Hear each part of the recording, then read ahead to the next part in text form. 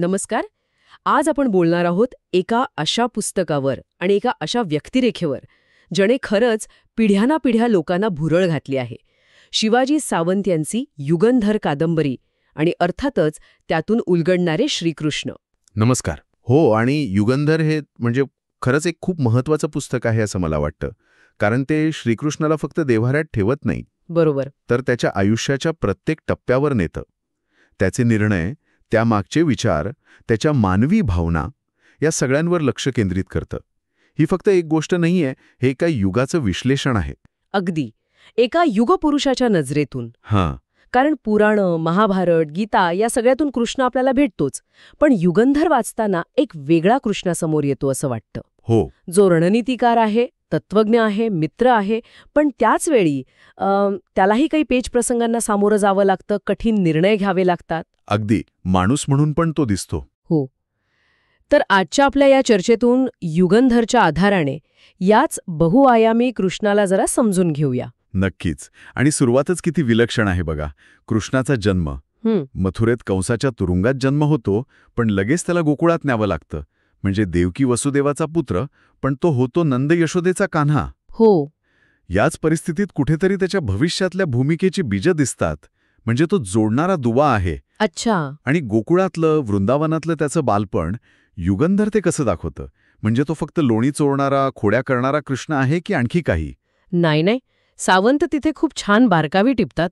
त्या खोड्यांमध्ये सुद्धा, त्या खेळण्यामध्ये एक प्रकारचं नेतृत्व दिसतं, बुद्धीची चमक दिसते. उदाहरणार्थ कालिया नागाचं मर्दन. ती फक्त एक शक्ती दाखवण्याची गोष्ट नाहीये. अच्छा. युगंधर असं सुचवतं की तो एका जलस्रोताला विषारी करणाऱ्या समस्येवर मिळवलेला विजय होता.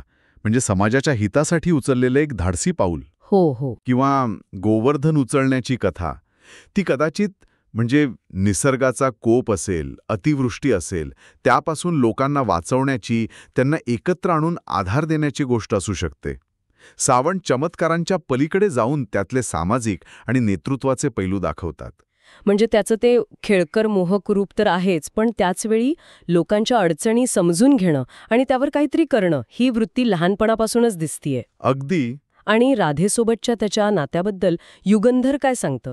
ते फक्त एक प्रेमप्रकरण आहे की त्याचा अर्थ आणखी खोल आहे? युगंधर राधेच्या नात्याला एका वेगळ्याच उदात्त पातळीवर नेतं. ते केवळ शारीरिक आकर्षणाच्या पलीकडचं नातं आहे. दोन जीवांचं खोलवरचं कनेक्शन. राधा कृष्णाला समजून घेणारी, त्याच्या मोठ्या ध्येयाची जाणीव असणारी सखी वाटते. हे नातं कृष्णाच्या व्यक्तिमत्वातील प्रेम, समर्पण आणि भावनिक खोलीचा एक महत्त्वाचा भाग बनतं. त्यामुळे वृंदावनातला हा काळ त्याच्या व्यक्तिमत्वाची भावनिक आणि नैतिक जडणघडण करतो. आनंद, प्रेम, जबाबदारी, इतरांसाठी उभं राहणं याचा पाया इथे रचला जातोय असं वाटतं. आणि मग येतो मथुरा पर्वाचा टप्पा, कंसवध. हा एक मोठा टर्निंग पॉइंट आहे. हो. हे केवळ एका मामाचा भाच्याने केलेला वध नाहीये, बरोबर? युगंधर या घटनेकडे कसं पाहतं? युगंधर कंसवधाला एका मोठ्या राजकीय आणि सामाजिक बदलाची सुरुवात म्हणून बघतं. कंस म्हणजे फक्त एक व्यक्ती नाही, तर ती एक जुलमी, अन्यायी सिस्टम आहे. हो. त्याचा वध करून कृष्ण मथुरेला स्वातंत्र्य मिळवून देतो, पण गंमत म्हणजे तो तिथे थांबत नाही. काय करतो? तो उग्रसेनाला, म्हणजे जो योग्य वारसदार आहे, त्याला पुन्हा गादीवर बसवतो. इथे कृष्णाचा निस्वार्थीपणा दिसतो, न्यायाची बाजू दिसते. तो स्वतः सत्ता घेत नाहीये. अच्छा. तर व्यवस्थेला योग्य मार्गावर आणण्याचा प्रयत्न करतोय. इथे त्याचा राजा बनण्याऐवजी एक राजकारणी, एक सिस्टीम चेंजर म्हणून उदय होतो. पण मथुरा काही पूर्णपणे सुरक्षित नव्हती. जरासंधासारखे शत्रू होते. आणि मग कृष्ण एक खूप मोठा धाडसी निर्णय घेतो, द्वारकेची निर्मिती. थेट समुद्रात एक नवीन शहर वसवणं. यामागची रणनीती काय होती? ही कृष्णाच्या दूरदृष्टीची आणि काय म्हणतात त्याला कुशल नियोजनाची कमाल आहे. द्वारका म्हणजे फक्त एक सुरक्षित राजधानी नाहीये, मग ती एक आदर्श नगरी घडवण्याचा प्रयत्न आहे. युगंधर द्वारकेचं वर्णन करताना तिची रचना, तिचं संरक्षण, तिथली समृद्धी यावर भर देतं. हे शहर म्हणजे कृष्णाच्या मनातल्या एका आयडियल राज्याचं प्रतीक आहे, जिथे फक्त लष्करी ताकद नाही, तर व्यापार, कला, ज्ञान यालाही महत्त्व आहे. आणि मुख्य म्हणजे यादव कुळातले अंतर्गत वाद टाळून एका नव्या एकत्रित समाजाची निर्मिती करण्याचा हा प्रयत्न होता. अच्छा, म्हणजे तो केवळ एका राज्याचा नाही, तर एका नव्या विचाराचा पाया रचत होता. युगंधर त्याला इथे कुशल प्रशासक आणि मुत्सद्दी म्हणून कसं दाखवतं? हो, नक्कीच. त्याचे निर्णय बघा. तो स्वतः राजा नसला तरी त्याचे निर्णय यादव संघासाठी आणि एकूणच त्यावेळच्या राजकारणासाठी दिशादर्शक ठरतात. तो मित्र जोडतो, संबंध वाढवतो आणि वेळ आली की कठोर भूमिकाही घेतो. रुक्मिणीचं हरण असो किंवा इतर राज्यांशी संबंध बनवणं असो, प्रत्येक कृतीमागे एक राजकीय विचार दिसतो. बरोबर. तो फक्त योद्ध्यांना नाही तर बुद्धिजीवी आणि कलाकारांनाही महत्त्व देतो. द्वारका ही केवळ यादवांची नाही तर अनेक ठिकाणाहून आलेल्या कुशल लोकांची नगरी बनते. इथे कृष्ण एका देवाच्या अवतारापेक्षा जास्त एका विजनरी नेत्यासारखा वाटतो. या सगळ्या राजकीय आणि प्रशासकीय भूमिकांच्या पलीकडे कृष्णाचे एक खूप आवडणारं रूप म्हणजे त्याचा मित्र आणि मार्गदर्शक असणं. सुदामाच्या भेटीचा प्रसंग युगंधरमध्ये कसा येतो तो प्रसंग खरंच खूप हृदयस्पर्शी आहे. सुदामा येतो अत्यंत गरीब परिस्थितीत. हो. पण कृष्ण आपल्या सिंहासनावरून उठून त्याला सामोरा जातो, मिठी मारतो, त्याचा सन्मान करतो. कुठे द्वारकेचा तो ऐश्वर्यसंपन्न शासक आणि कुठे हा दीन मित्र. पण कृष्ण क्षणभरही आपल्या पदाचा विचार करत नाही. खरंय. युगंधर इथे नात्यांमधली खरी श्रीमंती काय आहे, पदापेक्षा माणूस कसा मोठा आहे, हे अधोरेखित करतं. कृष्णाच्या मोठेपणातली ही जी साधेपणा आहे, विनम्रता आहे, ती मनाला खूप भावते. आणि द्रौपदी, तिच्यासाठी तर तो सखा होता, भाऊ होता आणि रक्षणकर्ताही होता. युगंधर या नात्याचे कोणते पैलू दाखवतं? वस्त्रहरणाचा प्रसंग तर सगळ्यांना माहीत आहेच, पण युगंधर त्या पलीकडे जातं. द्रौपदी ही फक्त एक असहाय स्त्री नाहीये. ती अत्यंत स्वाभिमानी आहे, बुद्धिमान आहे आणि प्रसंगी परखड बोलणारी पण आहे. कृष्ण तिच्या या व्यक्तिमत्वाचा आदर करतो. तो तिला फक्त वाचवत नाही तर तिच्याशी बोलतो, तिच्या वेदना समजून घेतो आणि कठीण प्रसंगात तिला इमोशनल सपोर्ट देतो. हे नातं मैत्रीचं आहे, विश्वासाचं आहे, परस्पर आदराचं आहे. कृष्णाच्या आयुष्यात स्त्रियांचं स्थान केवळ प्रेयसी किंवा पत्नी एवढंच नाहीये, तर त्या सखी, मार्गदर्शक आणि कधीकधी प्रेरणाही आहेत. हे युगंधर छान दाखवून देतं. आणि मग येतं महाभारताचं निर्णायक पर्व. इथली कृष्णाची भूमिका तर खूपच म्हणजे गुंतागुंतीची आणि महत्वाची आहे. हो, अत्यंत महत्वाची. स्वतः शस्त्र न उचलण्याची प्रतिज्ञा घेऊनही तो अर्जुनाचा सारथी बनतो. हे फक्त रथ चालवणं होतं का? अजिबात नाही. ही कृष्णाची सगळ्यात मोठी रणनीती होती असं म्हणायला हरकत नाही. अच्छा, कशी? सारथ्याच्या भूमिकेतून तो प्रत्यक्ष युद्धाच्या केंद्रस्थानी होता, पण तरीही तांत्रिकदृष्ट्या तटस्थ होता. तो फक्त घोडे नाही चालवत नव्हता, तो अर्जुनाचं मन चालवत होता, युद्धाची दिशा कंट्रोल करत होता. युगंधर हे दाखवतं की सारथे स्वीकारणं हा कृष्णाचा किती विचारपूर्वक घेतलेला निर्णय होता. यामुळे तो पांडवांना योग्य वेळी मार्गदर्शन करू शकला, त्यांना नैतिक आणि मानसिक बळ देऊ शकला आणि तरीही आपलं वचन पाळू शकला. आणि याच भूमिकेतून कुरुक्षेत्रावर अगदी युद्धाच्या तोंडावर जेव्हा अर्जुन गोंधळतो, हो, तेव्हा तो भगवद्गीता सांगतो. युगंधर गीतेच्या उपदेशाकडे कसं पाहतं? युगंधर गीतेला केवळ त्या क्षणाचा उपदेश म्हणून नाही बघत, तर कृष्णाच्या संपूर्ण आयुष्याच्या तत्वज्ञानाचं सार म्हणून बघतं. म्हणजे कर्मयोग. अगदी. कर्मयोग म्हणजे फळाची अपेक्षा न करता आपलं कर्तव्य, आपला धर्म करत राहणं. इथे धर्म म्हणजे फक्त पूजापाठ नाही, तर समाजात, कुटुंबात, आपल्या रोलमध्ये जे आपलं कर्तव्य आहे ते योग्य रीतीने करणं. कृष्ण अर्जुनाला तेच सांगतो की युद्ध हे त्याच्या क्षत्रिय धर्माचं कर्तव्य आहे आणि ते त्याने भावनांच्या आहारी न जाता स्थिर बुद्धीने करायला हवं. युगंधर हे स्पष्ट करतं की हा उपदेश फक्त अर्जुनासाठी नाही, तो प्रत्येक माणसाला प्रत्येक काळात लागू होणार आहे.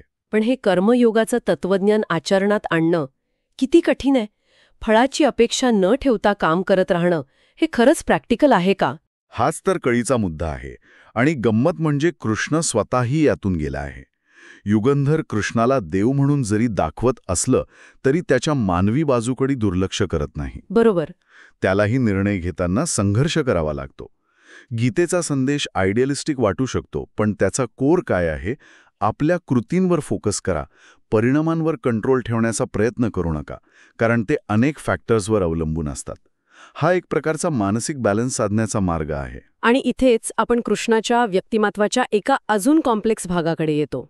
युगंधर कृष्णाला फक्त एक आदर्श नायक म्हणून नाही रंगवत, तर त्याच्यासमोर आलेले नैतिक पेच प्रसंग आणि त्याने घेतलेले काही वादग्रस्त निर्णय पण समोर आणतं. हो, आणि हेच युगंधरचं मोठं सामर्थ्य आहे. ते कृष्णाला देवत्वाच्या सोप्या फ्रेममध्ये बसवत नाही. हां. धर्माच्या स्थापनेसाठी, न्यायासाठी लढताना कृष्णाला काही वेळा कठोर, प्रसंगी नियमांना बगल देणारे निर्णय घ्यावे लागतात. उदाहरणार्थ भीमाला गदायुद्धात दुर्योधनाच्या मांडीवर प्रहार करायला सांगणं, जे गदायुद्धाच्या नियमांच्या विरुद्ध होतं. हो, किंवा कर्णाला निशस्त्र असताना अर्जुनाने मारलेल्या बाणाला एक प्रकारे मूक संमती देणं. हे निर्णय आजच्या काळात बघितले तर नैतिकदृष्ट्या खूप प्रश्न उभे करतात. मग युगंधर याचं समर्थन कसं करतं, की ते फक्त नोंदवतं? युगंधर त्या निर्णयामागची कृष्णाची भूमिका स्पष्ट करण्याचा प्रयत्न करतं. त्याचा युक्तिवाद साधारण असा असतो की जेव्हा अधर्म आणि कपटाने वागणारा शत्रू समोर असतो तेव्हा फक्त सरळ मार्गाने चालून उपयोग होत नाही. अच्छा. धर्माच्या मोठ्या उद्दिष्टासाठी म्हणजे न्यायाच्या स्थापनेसाठी काही वेळा अपारंपरिक किंवा कठोर मार्ग वापरावे लागतात. कौरवांनी स्वतः अनेकदा नियम मोडले होते. हो, ते तर आहेच. त्यामुळे त्यांना त्यांच्याच भाषेत उत्तर देणं गरजेचं होतं, असा कृष्णाचा दृष्टिकोन दिसतो. अर्थात हे निर्णय सोपे नव्हते. युगंधर हे पण सुचवतं की या निर्णयांचं ओझं कृष्णालाही जाणवत होतं. म्हणजे धर्म आणि अधर्माच्या लढाईत तटस्थ राहणं शक्य नाही आणि न्यायासाठी लढताना शत्रूच्या डावपेचांना प्रतिडावपेचांनीच उत्तर द्यावं लागतं, असा काहीसा विचार दिसतोय. हो. पण यामुळे कृष्णाच्या त्या परिपूर्ण प्रतिमेला धक्का बसत नाही का? बसतो. आणि तेच महत्वाचं आहे. युगंधर कृष्णाला परिपूर्ण दाखवण्याऐवजी परिस्थितीनुसार योग्य कृती करणारा दाखवतं. इंटरेस्टिंग. तो चुका करू शकतो, त्याचे निर्णय वादग्रस्त ठरू शकतात, पण त्याचा अंतिम हेतू हा नेहमी धर्माची, न्यायाची बाजू घेणं हाच असतो. इथे धर्म या शब्दाचा अर्थ खूप व्यापक आहे. फक्त रीतिरिवाज नाही, तर नीतिमत्ता, कर्तव्य, सामाजिक सुव्यवस्था. बरोबर. एक युगपुरुष म्हणून त्याच्यावरची जबाबदारी प्रचंड आहे आणि ती पार पाडताना त्याला हे कठीण मार्ग निवडावे लागतात. तो देव असला तरी त्याला मानवी जगात मानवी नियमांनुसार आणि मानवी कपटीपणानुसारही वागावं लागतं काही वेळा. आणि मग या महानायकाचा, या युगपुरुषाचा शेवट तोही अगदी अनपेक्षितपणे होतो. जरा नावाच्या एका सामान्य शिकाऱ्याच्या बाणाने त्याचा मृत्यू होतो. युगंधर या शेवटकडे कसं पाहतं? हा शेवट पण खूप सिंबॉलिक आहे. ज्या कृष्णाने एवढं मोठं साम्राज्य उभं केलं, महाभारतासारखं युद्ध जिंकून दिलं, त्याचा शेवट असा होतो, अगदी सामान्य माणसासारखा. युगंधर यातून हेच अधोरेखित करतं की माणूस कितीही मोठा असला तरी त्याला मर्त्यतेचे नियम लागू होतातच. पण महत्वाचं काय आहे? त्याचा मृत्यू नाही, तर त्याने जगलेलं आयुष्य. बरोबर. त्याचं जीवन चमत्कारांनी भरलेलं असेलही, पण त्याचा खरा मेसेज चमत्कारांमध्ये नाहीये. तो आहे त्याच्या कर्मात, त्याच्या विचारात, त्याने दिलेल्या शिकवणीत. म्हणजे युगंधरनुसार कृष्णाच्या जीवनाचा अर्थ काय आहे थोडक्यात? अर्थ आहे जबाबदारीने जगणं, सतत कार्यरत राहणं, न्यायासाठी, सत्यासाठी ठामपणे उभं राहणं आणि हे सगळं करताना फळाची आसक्ती न धरणं. आपलं कर्तव्य करत राहणं, परिस्थिती कोणतीही असो. कृष्ण हा फक्त भूतकाळातला हिरो नाहीये, तर तो प्रत्येक युगासाठी, प्रत्येक माणसासाठी एक इन्स्पिरेशन आहे. युगंधर हेच सांगतं की कृष्णाची कथा ही फक्त त्याची कथा नाही, ती आपल्या प्रत्येकाच्या आत सुरू असलेल्या ड्युटी, मोह, नैतिकता आणि व्यवहार यांच्या संघर्षाची कथा आहे. म्हणूनच युगंधर वाचल्यानंतर श्रीकृष्ण अधिक आपलासा वाटतो, अधिक मानवी वाटतो, नाही का? अगदी अगदी. शिवाजी सावंतांनी त्याला देवत्वाच्या सिंहासनावरून खाली उतरवून आपल्यासारखाच सुखदुःख अनुभवणारा, नैतिक पेचात सापडणारा पण तरीही असामान्य उंची गाठणारा माणूस म्हणून उभं केला आहे. आणि त्यातून मिळणारा संदेश कर्मण्यवाधिकार असते, मा फलेषु कदाचन, हा आजही तितकाच ताजा आणि मार्गदर्शक वाटतो. आयुष्यातल्या प्रत्येक टप्प्यावर, कोणत्याही परिस्थितीत हा विचार आपल्याला बळ देऊ शकतो. खरं आहे. तर थोडक्यात सांगायचं तर युगंधर ही कादंबरी श्रीकृष्णाला एका नव्या दृष्टिकोनातून पाहण्याची संधी देते. हो. जिथे तो केवळ एक दैवी अवतार नाही, तर एक अत्यंत प्रभावी, दूरदृष्टीचा, प्रसंगी कठोर पण तरीही करुणामय आणि मानवी मर्यादांसह जगणारा युगपुरुष आहे. बरोबर. त्याची कर्तव्यनिष्ठा आणि अनासक्तीचा संदेश हा या पुस्तकाचा गाभा आहे. आणि तो संदेश केवळ आध्यात्मिक नाहीये, तो अत्यंत प्रॅक्टिकल पण आहे. कोणत्याही क्षेत्रात यश मिळवण्यासाठी किंवा समाधानाने जगण्यासाठी तो उपयोगी ठरू शकतो. नक्कीच. आणि आता जाता जाता एक विचार श्रोत्यांसाठी सोडून जाऊया का? हो, जरूर. युगंधरमध्ये दाखवल्याप्रमाणे कृष्णाने धर्माच्या स्थापनेसाठी घेतलेले काही निर्णय, जे म्हणजे रणनीतिक किंवा राजकीयदृष्ट्या आवश्यक ठरले, जसे की युद्धात वापरलेले काही डावपेच, त्यांना आजच्या काळातली नैतिकता आणि कायद्याच्या चौकटीत आपण कसं पाहू शकतो? हा खूप खोल विचार करायला लावणारा प्रश्न आहे ना? म्हणजे बृहत्तर हितासाठी, समाजाच्या किंवा न्यायाच्या मोठ्या भल्यासाठी घेतलेले निर्णय नेहमीच वैयक्तिक नैतिकतेच्या किंवा प्रचलित नियमांच्या चौकटीत बरोबर बसतील असं नाही. बरोबर. मग अशावेळी काय योग्य, काय अयोग्य ठरवायचं? एखाद्या नेत्याला किंवा व्यक्तीला असे कठीण निर्णय घेताना कोणत्या मूल्यांचा आधार घ्यावा लागतो? युगंधर आपल्याला या गुंतागुंतीच्या प्रश्नांवर विचार करायला लावतं. कृष्णाच्या त्या निर्णयांकडे केवळ चूक किंवा बरोबर अशा ब्लॅक अँड व्हाईटमध्ये न पाहता त्यामागची परिस्थिती, त्याचा हेतू आणि त्याचे परिणाम यांच्या ज्या ग्रे शेड्स आहेत त्या समजून घेण्याचा प्रयत्न करणं हे कदाचित जास्त महत्त्वाचं ठरेल. नक्कीच. त्यावर विचार करायला हरकत नाही.